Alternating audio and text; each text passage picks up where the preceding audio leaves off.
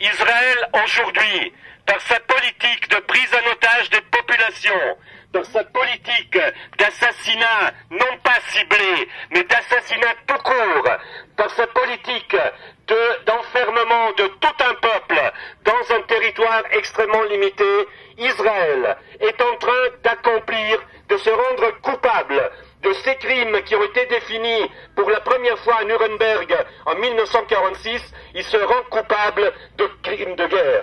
De crimes de guerre qui sont punis, poursuivis par les conventions de Genève. Ces conventions de Genève que l'État d'Israël a lui-même signées et reconnues, mais qu'il n'applique pas dans cette politique d'expulsion des Palestiniens de leur territoire. Or, nous devons le dire ici à Genève, mais nous devons le dire aussi à Berne, à nos gouvernants, à ceux qui nous gouvernent. Ils sont, devant la planète entière, dépositaires des conventions de Genève.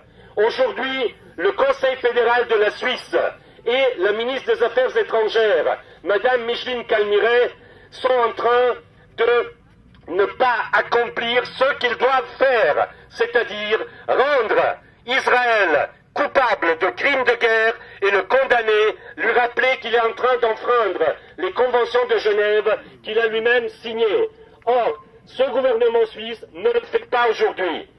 Madame Calmiret ne le fait pas aujourd'hui. Et ils ne le feront pas. Pierre Van Egg l'a dit tout à l'heure, ils continuent de condamner de la même manière l'agresseur et l'agressé, c'est-à-dire qu'ils prennent position en faveur de l'agresseur. Ils ne le feront pas, mais on pourra les obliger à le faire.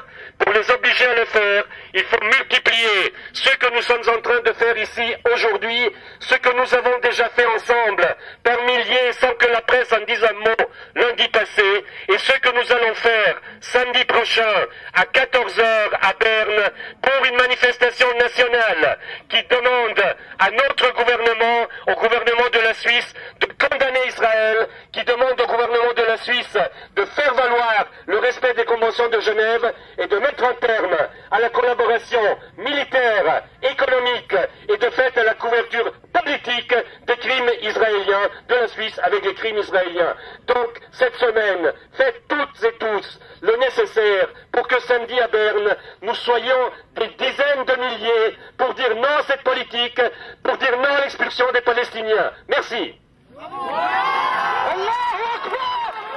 Si nous ne sommes pas 10, 100 ou 1000 fois plus nombreux, c'est que nous sommes les victimes, que le peuple palestinien est victime du silence des médias, d'un discours de désinformation absolument inacceptable, d'un discours qui met sur le même pied et qu'on lit tous les jours dans nos médias, dans la presse et dans la bouche et sous la plume de certains politiciens ici, d'un discours qui met les agresseurs et les agressés sur le même plan, d'un discours qui met l'oppression et la résistance à l'oppression sur le même plan. C'est inacceptable. C'est cette barrière-là que nous devons crever. Nous devons traverser. Nous devons faire entendre le fait que l'oppression et la résistance, ça n'est pas la même chose. Nous devons réaffirmer le fait que le droit des peuples, les droits humains des Palestiniens doivent peser de tout leur poids, qu'il est inacceptable de voir ce massacre se poursuivre.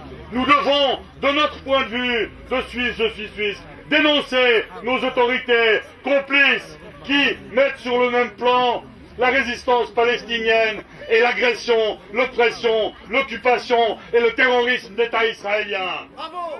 Bravo!